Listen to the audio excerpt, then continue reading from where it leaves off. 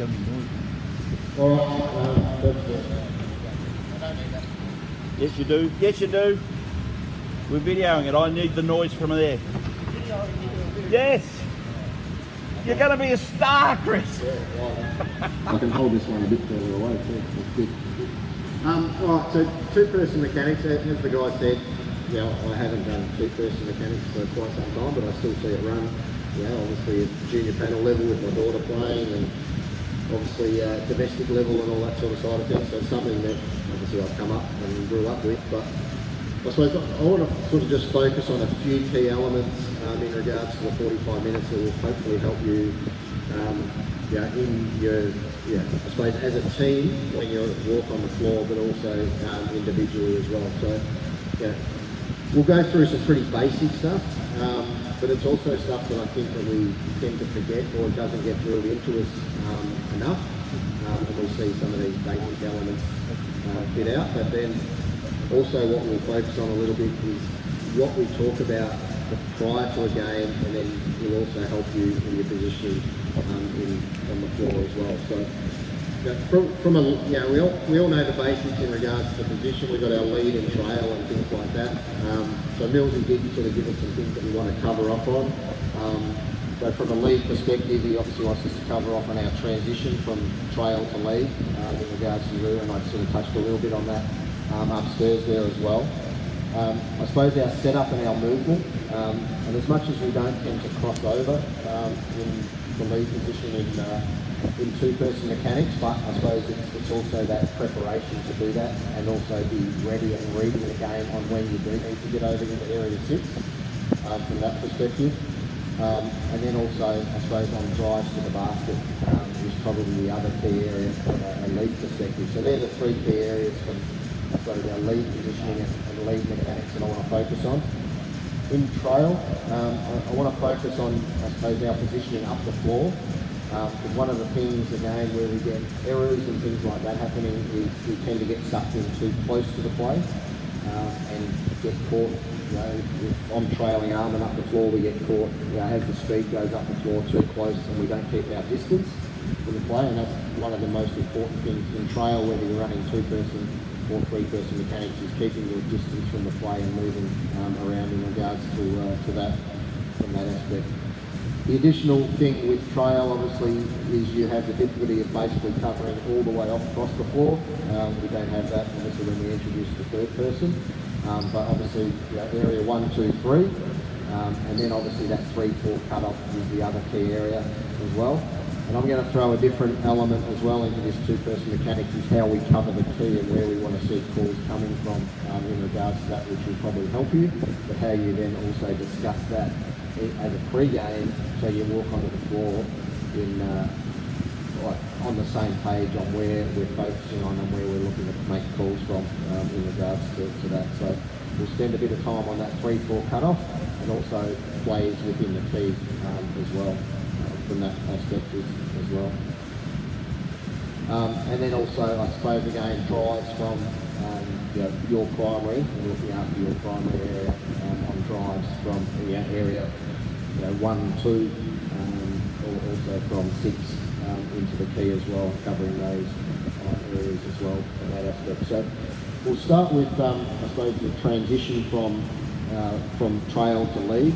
And one of the things I spoke about, and one of the things I continue to see at either first year junior panel, probably even second year, but we see it all the way through. So this sort of applies to your whole refereeing career as you move through the ranks and all that sort of side of things. Is when you're in trail going to lead, one of the things we always see, someone will get a volunteer. Anyone want to volunteer for me?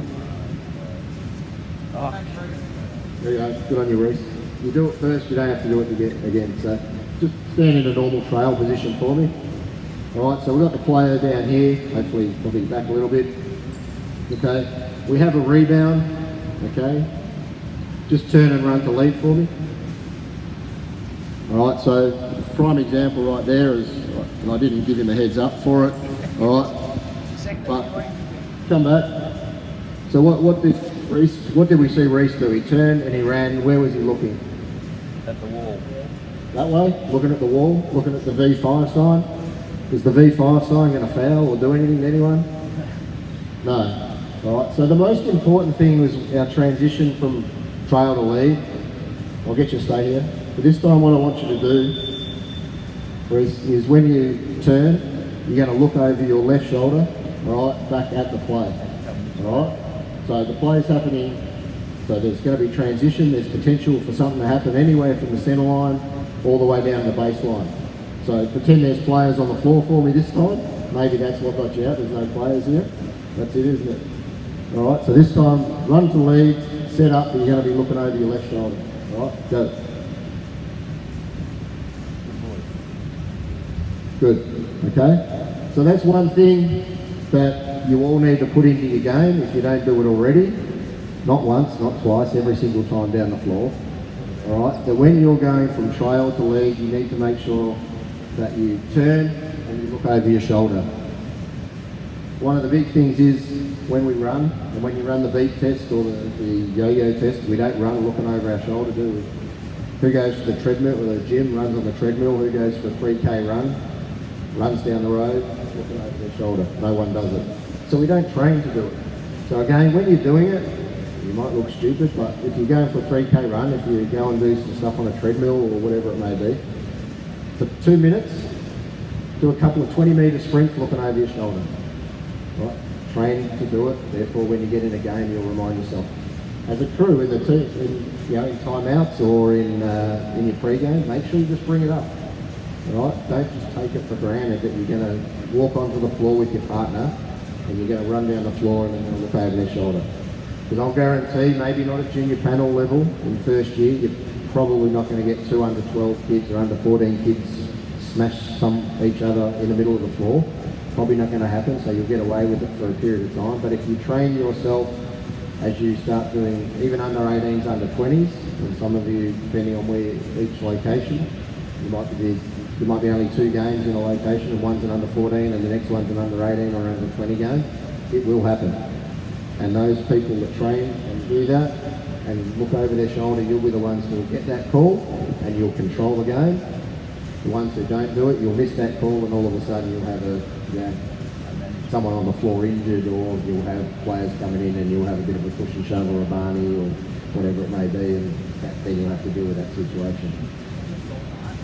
With all your mechanics, you need to practice them as best you can. Because what happens is, if you go to the panel and have an uncontrolled game against this, on 14 games with this, and suddenly you're on 16 game, you're actually tested. And then when you're tested, you're revert back to your instincts. When you're having a hard game, you've got 2 guys knocking on the post, you're not going to sit there and go, oh yeah, this time we close down here, you're focused on the play. But if you get ingrained to the best level, as soon as you get good at that situation, it's second nature. That's what referee is. It's all instinct and memory. Right? So you can't concentrate on your mechanics, you've got to gain some testing and your knowledge.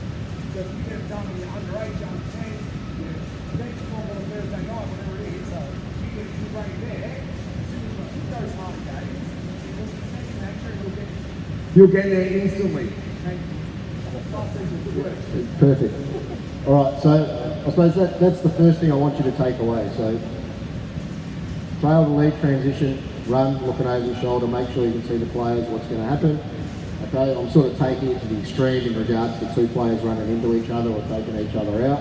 But if you're doing that and it's on a fast break situation, you'll be ready to adjudicate a play or a layup shooting protection situation down the other end of the floor versus running down. All of a sudden you turn around like this and it's already on top of you and something's already happened and you haven't seen the play from the start to the finish, and you're making a call on the reaction of the last part of the play versus seeing the whole thing unfold, and it could be the defence has actually done everything possibly right and it's no call, but because you're turning around at the last minute you only catch a real small snapshot and it happens really quickly versus being there and ready to adjudicate the play. The second one, which is pretty simple in regards to that, is make sure we sprint and we get to the baseline as quickly as you possibly can, you turn and be ready to play. No matter if they're taking their time to get the ball up the floor, for the exact same reason, if it's a hard drive or hard transition down the play, the quicker we can get to lead, the quicker we can get there and set up and stand there and watch the play come to us, the more accurate we'll get in terms of calling. So You know, we don't want to see people just taking their time jogging, walking from trail to lead. We want to see people sprinting down the floor, getting there as quickly as we can, and being set up ready to referee the play in regards to that as well. The other thing I want to cover off is, I suppose, just our general movement in lead as well. So I want to get just a volunteer to stand in lead on the baseline for me. Chris, Anyone? Chris, just do you want to just take one extra about using the centre line? The centre line and the foul line extended is sort of key areas where you really get a look, because if the play is turned over, we don't want you standing on the baseline, the play's still up here. Right, so you've got to watch that. You know, one of the reasons why we want you to be watching the play all the time. But, and in particular, in under 12s and 14s, you don't have to bust your ass that hard, because you know you will be in front of them. But when you get to 16 or 18s and 20s, they run really hard, and you have to actually be aware of that. But we sort of tend to say that the centre line and the foul line extended are the places where you actually are really making that adjustment. Oh shit, the play's turned over, I need to go back again. Yeah, real good point around it. That's exactly why we also look over our shoulder and don't look at the end line. Because if there is a turnover, we've got to come back and help your partner out again. You standing up to be my volunteer? And then I'm going to get 3 other volunteers who are actually going to be offence for me. You don't have a ball by any chance. So just someone at the top of the point, someone on each 45, so 45 here and 45 there. Alright, so if you want to get up and move a bit closer, or stay, because you can hear me fine, that's okay as well. Okay? But just in terms of our general setup and lead, so just come in a little bit. So we've come down, let's just assume the ball's at the top of the key here. Alright, so we've got our setup position, the ball's at the top of the key. Has everyone heard of the term close down? Yeah. Okay, if you haven't, when the ball's at the top of the key, we use the term close down. We've got our key, use the markings on the floor. So if you don't use markings on the floor right now, use them. But basically in close down, just come in a little bit. So close down generally refers to basically the key line extended here, or maybe one step wider. Okay, good 45-degree angle. So again, if you don't have a good 45-degree angle like we're seeing here, get that into your game as well. Because you want to be able to see the player out here, you want to be able to see where the ball is, like the ball's at the top here, so our trail referee's on the ball right now, so you've got to be able to see everything that's happening off the ball. So if we're not in a 45-degree angle,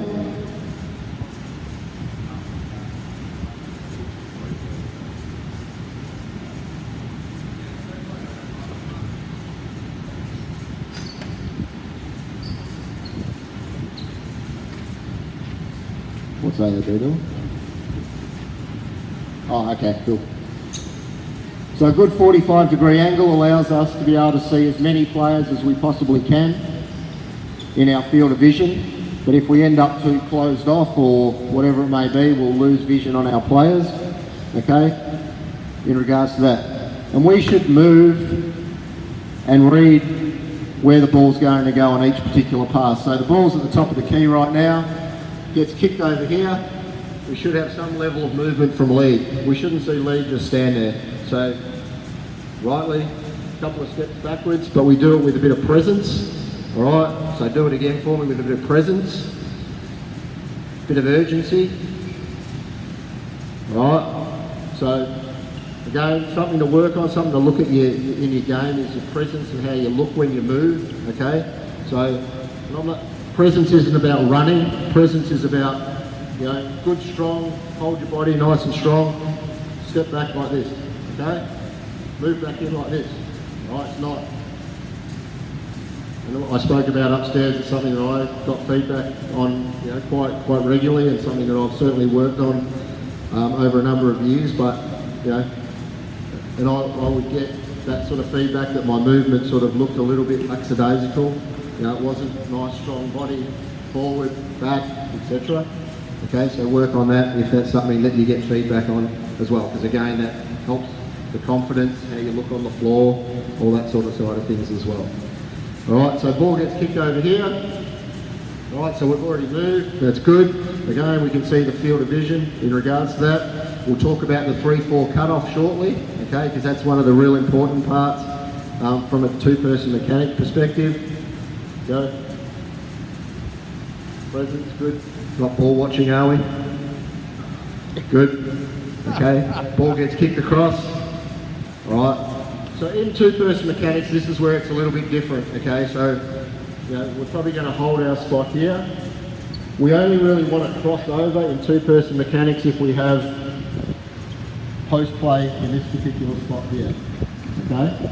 All right, if there's no post-play here, don't worry about crossing over in area 6, okay? We missed the bottom one. The correction is different.